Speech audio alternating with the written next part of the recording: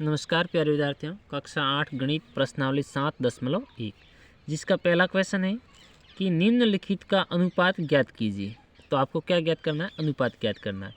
अब इसका ये क्वेश्चन है, एक साइकिल की 15 किलोमीटर प्रति घंटे की गति का एक स्कूटर की 30 किलोमीटर प्रति घंटे की गति से इसका आपको अनुपात ज्ञात करना है। तो बच्चों, ये एक बात आपको ध्यान में रखनी है कि अनुपात तभी हम ज्ञात कर सकते हैं जब दोनों राशियाँ एक ही कैटेगरी में दी हुई हो। जैसे कि ये किलोमीटर में दिया हुआ है साइकिल की स्पीड और स्कूटर की स्पीड है वो भी किलोमीटर में दी हुई, तो इसका हम अनुपात ज्ञात कर सकते हैं। यदि एक स्पीड आपके मान लो कि किलोमीटर में दी हुई होती और दूसरी स्पीड आपके मीटर में दी हुई होती तो उसका हम अनुपात ज्ञात नहीं कर सकते हैं।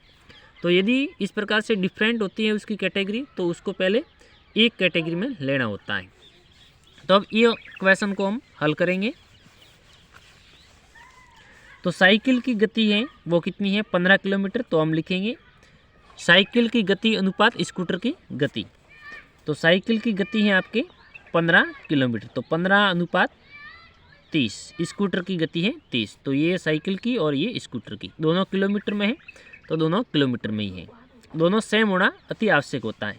अब क्या करेंगे, दोनों में एक जैसी संख्या का हम भाग देंगे और इसको काट कर छोटा कर देंगे।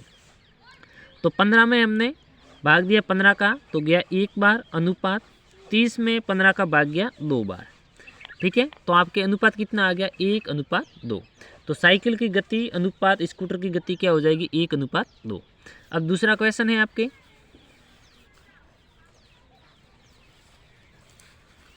दूसरा है 5 मीटर अनुपात 10 किलोमीटर। अब देखो ये मीटर है और ये किलोमीटर है, तो इसका हम अनुपात ज्ञात नहीं कर सकते। यदि इसका अनुपात हमें ज्ञात करना है तो दोनों को एक ही कैटेगरी में रखना पड़ेगा। ये मीटर है तो इसको भी मीटर बनाना पड़ेगा। तो 5 मीटर अनुपात, अब 10 किलोमीटर है इसको भी मीटर में बदलेंगे।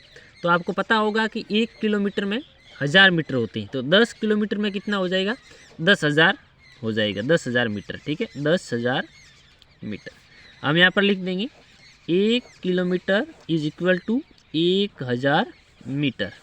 ठीक है, इस प्रकार से एक कैटेगरी में संख्या को रखना अति आवश्यक है। अब हम इसको सॉल्व करेंगे। आगे क्या करेंगे, दोनों में एक जैसी संख्या का भाग देंगे और काट कर देंगे इसको छोटा।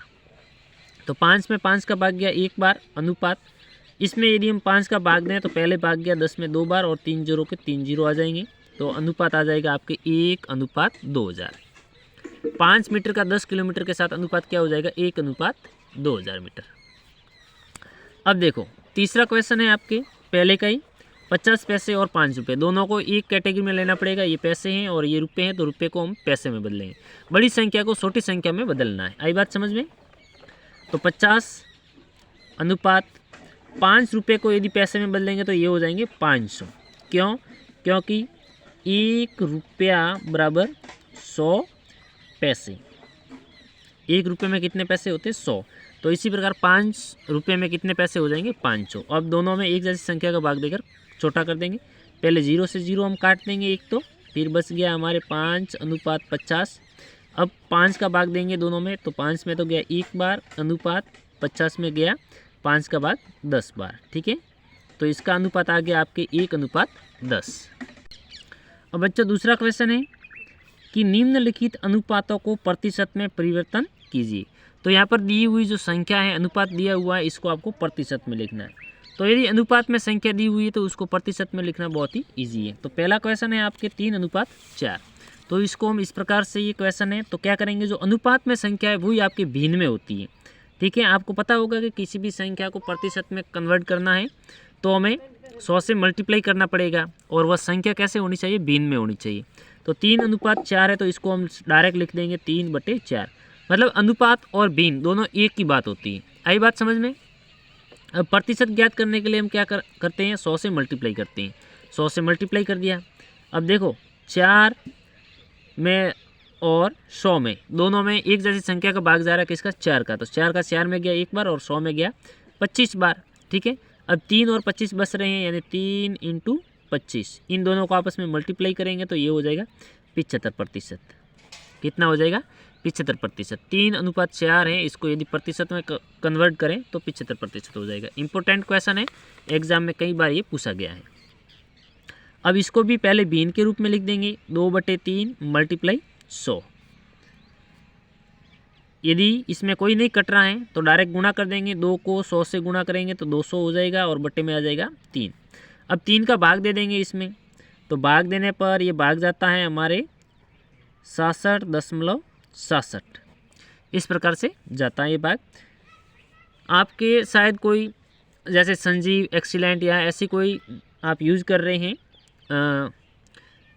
आंसर बुक, तो आपको उसमें शायद इस प्रकार से आंसर मिलेगा 66 सही 2/3%। ठीक है, दोनों एक ही बात है, इससे आपको घबराने की बात नहीं है और नहीं आपको ये समझना है कि सर ने आंसर जो बताया है वो गलत है।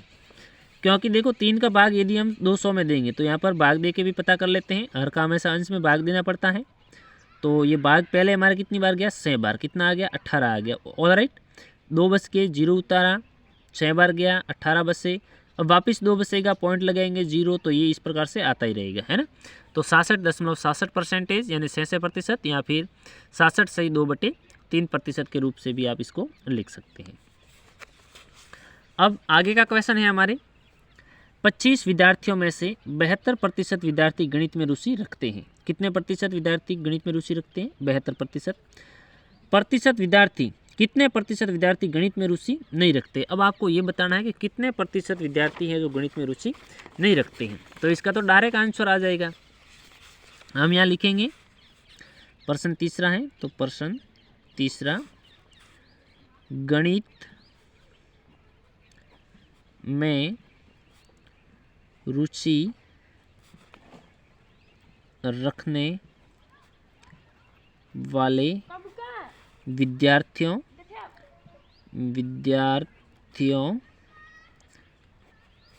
का प्रतिशत कितना है? 72%। यही है ना, 25 विद्यार्थियों में से 72% विद्यार्थी गणित में रुचि रखते हैं। तो कितने प्रतिशत रखते हैं? 72%। अब कितने प्रतिशत विद्यार्थी गणित में रुचि नहीं रखते हैं? गणित में रुचि नहीं रखने वाले विद्यार्थी, तो देखो प्रतिशत होते हैं वो कितने में से होते हैं? 100 में से होते हैं। तो 100 माइनस कर देंगे हम 72, जो क्योंकि 72% स्टूडेंट रुचि रखते हैं, तो कितने नहीं रखते? 100 में से 72 को माइनस कर देंगे तो हमारा आंसर आ जाएगा। तो पीछे हमें आंसर कितना मिलेगा? 28%। तो कितने प्रतिशत विद्यार्थी गणित में रुचि नहीं रखते?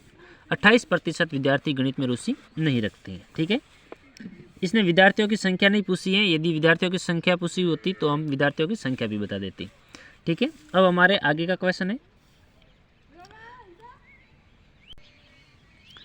एक फुटबॉल टीम ने कुल जितने मैच खेले उनमें से 10 मैच जीत हासिल की। जितने भी उन्होंने मैच खेले उनमें से कितने मैच जीते? 10 मैच जीते हैं। ठीक है, यदि उनकी जीत का प्रतिशत 46 था तो उस टीम ने कुल कितने मैच खेले? आपको ये बताना है कि उस टीम ने कुल कितने मैच खेले हैं, क्योंकि उसने जितने भी मैच जीते हैं वो 40% हैं। तो हम मान लेंगे कि उन्होंने मैच कितने खेले? एक्स मैच खेले होंगे, तो हम लिखेंगे माना कि टीम ने कुल एक्स मैच खेले। कितने मैच खेले? एक्स मैच खेले। अब एक्स का 40%, एक्स का 40%। अब हम आगे लिखेंगे एक्स का 40%, एक्स का 40%, क्योंकि कुल मैच खेले हैं उनका 46%। इसने देखो साफ लिखा है कि यदि उनकी जीत का प्रतिशत, जितने भी मैच जीते हैं वो कितने हैं? 40% हैं, लेकिन कितने मैच जीते हैं? 10 मैच जीते हैं। ठीक है, तो 10 जो मैच हैं वो किसके बराबर हैं? 40% के बराबर हैं। तो x का 40% है वो कितना है? 10 है। कितना है? 10। अब आपको पता लग जाएगा कि x का मान कितना है। यहाँ पर आप लिख सकते हो जीते गए मैच या जीते गए मैचों की संख्या। अब x का तो x कहाँ का मतलब इंटू 46% का मतलब हो गया 46/100। अब इज इक्वल टू क्या है आपके 10 है। मैच जीते हैं वो कितने हैं 10 हैं। अब हमें किसका मान चाहिए x का मान चाहिए, तो x को यहीं पर रखो और बाकी संख्या को क्या कर दो ट्रांसफ़र कर दो। तो x को यहीं पर रख दिया, बराबर में आपके 10 पहले से हैं, 40/100 उस साइड में जाएंगे तो ये हो जाएगा आपके 100/40 हो जाएगा। ऑलराइट, अब देखो 0 to 0 कैंसिल हो गया। अब हम आगे इसको हल करते हैं। तो x बराबर 10 इंटू 10, 10 इंटू 10 बटे में कितने हैं 4 हैं, सही है। अब आगे हम लिखेंगे x बराबर 10 को 10 से मल्टीप्लाई करेंगे तो 100 हो जाएंगे और बटे में आ जाएगा 4। अब 4 का भाग हम 100 में दें तो भाग जाता है हमारे 25 बार। तो हम आगे लिखेंगे अतः टीम ने 25 मैच खेले। आई बात समझ में। अब हम चलते हैं क्वेश्चन नंबर 5 पर। 5वां क्वेश्चन है, यदि समेली के पास अपने धन का 75% खर्च करने के बाद रुपये 600 बचे तो ज्ञात कीजिए कि उसके पास शुरू में कितने रुपए थे। अब देखो समेली ने जो पैसे उसके पास थे उसको खर्च कर दिया है, कितना प्रतिशत 75%। अब खर्च 75% कर दिया है तो उसके पास पैसे बचे हैं, वो कितने प्रतिशत है 25% बचे हैं, जो कितने हैं 600 है। तो 25% है वो किसके बराबर है 600 के बराबर है। आई बात समझ में। अब मानेंगे आपको क्या ज्ञात करना है कि उसके पास पहले कितने रुपए थे, शुरू में कितने रुपए थे। तो हम मान लेंगे कि उसके पास शुरू में x रुपये थे। तो हम यहाँ मान लेंगे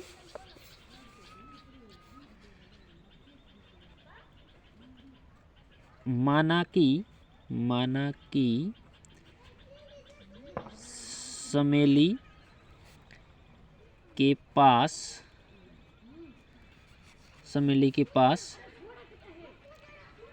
शुरू में x रुपए थे। अब खर्च किए, खर्च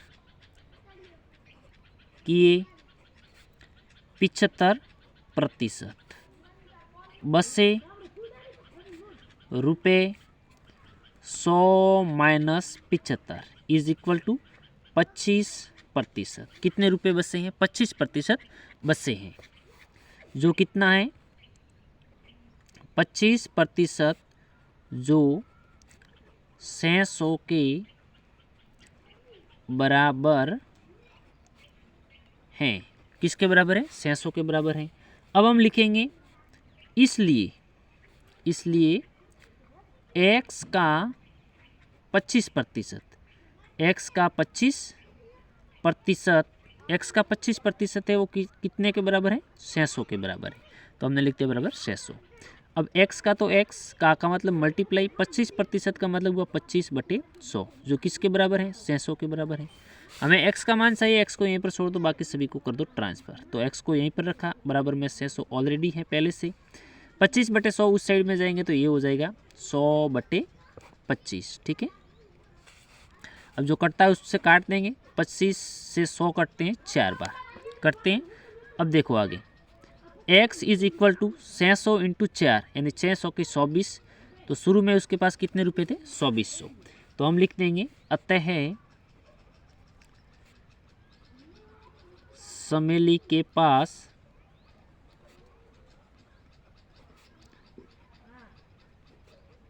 शुरू में 2400 कितने 2400 रुपये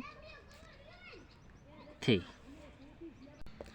क्वेश्चन नंबर 6 है, बहुत इंपॉर्टेंट क्वेश्चन है। यदि किसी शहर में 60% व्यक्ति क्रिकेट पसंद करते हैं तो प्रत्येक का हम पॉइंट को लिखते जाएं साथ में। तो यहाँ पर हम लिख देंगे 6 का है ये हल, तो यहाँ लिख देंगे हम हल